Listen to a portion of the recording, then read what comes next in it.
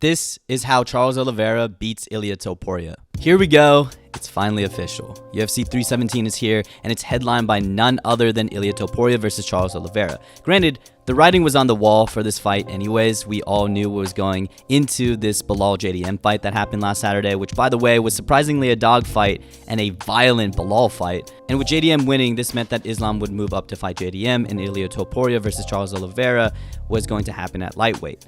And Ilia has opened as a gigantic favorite over the former lightweight champion. I've seen him at around a minus 300 with some books, even opening him as big as a minus 400 favorite, which is insane. Even though I would have Ilia favored here for sure, minus 300 to 400 is ridiculous. So let's see how the apparent giant underdog in Charles Oliveira can try to defeat the giant favorite that is Ilia Topuria. And of course, before this begins, this does not mean I have Charles Oliveira winning. Holy shit, every time I make these type of videos where I detail how the underdog wins and obviously the favorite eventually wins, they go back to this video and say how the title didn't age well or my prediction was bad. Dude, suck my balls. This is how the underdog is going to win. Alright, the first step in the game plan is to slow down Ilia Topuria's boxing. It's by far his greatest asset, and so far pretty much no one in the UFC has been able to stop Ilia Topuria from walking them down. Max couldn't do it, Bull couldn't do it, Josh Emmett couldn't do it, and definitely Bryce Mitchell couldn't do it. Eventually, he found all of their chins at one point in time. Ilia Topuria is a master of stalking, slowly closing the distance, and before his opponents know they're out of position, he kills them right then and there. No warning, no nothing, just a kill shot. Max, despite doing so well in this fight to stay out of that range to prevent himself from being backed up, eventually got caught when he was backed up for maybe less than 30 seconds. But despite Max getting knocked out, he was doing so damn well and way better than what I remember. I think round 2 specifically is the round we should carefully look back at, because I think Max found a lot of success at preventing Ilia from setting his feet and throwing, and arguably won this round. I think off the back, throwing kicks, especially that oblique kick, had a lot of success for Max and kept Ilia true. Most boxers keep a lot of weight on their front leg, especially power punchers will tend to shift their weight forward, and Max Holloway's team knew this. It was a great kick for Max to throw, and especially in this sequence, caught Ilia off guard as he threw twice in a row. With this kick, Ilia was forced to back up all the way in a straight line back to the center of the octagon. For Charles, I like this kick a lot for him. I don't think I've seen Charles throw it, but he can easily have the same success with that kick, knowing Ilia is going to put a lot of weight on the lead leg. And in general, Charles Oliveira just has a really good low kick. Additionally, I think what Max did really great in this round was just keeping Ilia busy in general, especially with straight punches. Ilia's instinct sometimes is just to try to shoulder roll and move forward, but it's significantly harder to do that with the smaller UFC gloves. That is why in this sequence, Max is able to sneak his 1-2 in because of the miss in timing from Ilia. Straight punches, especially the jab, will 100% be key in keeping Ilia off of Charles. The jab especially was a punch that Volk used a lot in this fight to keep Ilia off of him, and the jab was good enough to cause visible damage on Ilia's nose. Again, Ilia Topuria has a tendency just to walk in a straight line, eat some shots to get into position, and land a bomb. Granted, it's pretty much worked every single time, but still, because Ilia stalks and walks in a straight line, that's Charles's cue to pop the jab, throw some low kicks, mix in some oblique kicks, and maybe some teeps to the body. Anything, and I mean anything, to keep Ilia from boxing range is needed just to even survive. So again, he has to keep this at kickboxing range. But most importantly, in this range, he can land a high kick, Ilia Topuria's kryptonite. Ilia has fought a lot of guys that are taller than him, so of course the high kick will always be there for the taller guy. Most famously, Jai Herbert was able to knock down Ilia when Ilia fought at 155, but also before the UFC in his last fight before getting into the promotion, he was dropped early with a head kick. And guess what? Charles has a really good head kick. He even landed it precisely on Beneil. I think Charles launching that high kick cannot just end the fight, but I think the consistent threat of a kick going that high is going to work so well against Ilia.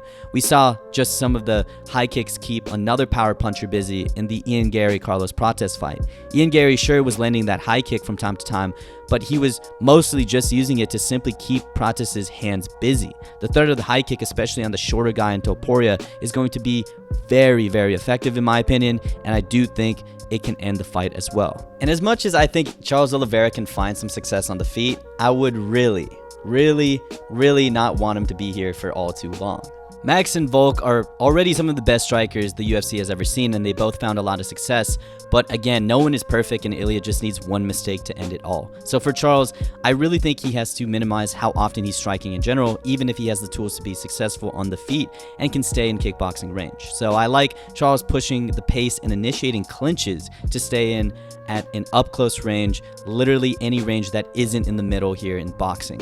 And we haven't seen too much of Ilia in the clinch, but we've seen a lot of Charles Oliveira in this range. He launches really great knees here, elbows, and shit. He can jump on top of your back here. But most importantly, you nullify the best weapon for Ilia in this range, which is, of course, boxing. I like this range for Charles Oliveira as he has a lot of tools, and we really haven't seen anyone offensively clinch Ilia. But I'm really interested to see how Ilia Topuria reacts to somebody taking the fight to him. Every single one of his fights have basically been his opponents backing up because Ilia is bringing that pressure and that footwork and eventually knocks them out. So I'm really interested to see if a very highly offensive guy like Charles Oliveira will find success moving forward and clinching a lot. Granted, Ilia Topuria could have tools here we've never seen, and he has Greco-Roman, but even then, say Ilia suplexes Charles, you're kind of taking Charles to his world here, and I'm sure he wouldn't mind getting on his back. But how about we put Ilia Topuria on his back? What I don't like about Charles on his back, really, is that Ilia Topuria still has stupid power from this position for some reason. Ilia Topuria knocked out Ryan Hall with very little range of motion, and I'm sure he can do that to Charles as well. So for Charles Oliveira, I think he becomes a D1 wrestler like he did in the second Michael Chandler fight, get in the clinch, throw some knees, but most importantly, try to immediately put Ilia on his back. It was really the only time Bryce found any success in his fight with Ilia, and granted, it was the end of the round, but Ilia didn't show anything to get back up. If Charles Oliveira takes Ilia to the ground and just constantly threatens submissions, I would be very interested to see how Ilia responds. He could be really great for that matter. I mean, he did start off with a jiu-jitsu base and fought like Charles in his first UFC fight and practically his whole entire career up until that point, but still, I think Charles finds a lot of success here if he can put Ilia on his back. So overall, I think this fight is more so going to be a grappling match than anything. As much as we want to see a violent clash between Charles and Ilia on the feet, I think Charles has been really smart these last couple of fights, especially his fight with Michael Chandler. Though he was able to knock out Michael Chandler in their first fight, and he does have the power to pretty much knock out anybody at lightweight, he's taken things much more smart and is definitely going to grapple when he needs to. He's going to trade much less than when he was champion, and especially with Ilia Topuria and the bombs he has in both hands, I think Charles Oliveira is going to make a great and smart approach in just keeping this a grappling match. And for Ilia Topuria, I'm really interested to see the size and the grappling here at lightweight. He was preparing for Islam Makhachev, who also is a great grappler as well and probably would have taken a grappling approach, and he always had Charles in the back of his head too, so he's been training probably for a grappling match. So we'll see. This is going to be the first time Ilia Topuria's grappling gets really tested against one of the best grapplers in Charles Oliveira, and I do think, despite me probably having Ilia Topuria in this fight, I think Charles Oliveira has a solid chance to get it done. Anyways, what do you guys think about this super fight in Ilia Topuria and Charles Oliveira?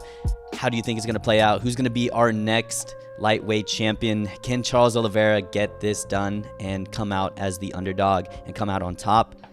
Anyways, thank you guys for watching. I'll see you in the next one. Peace.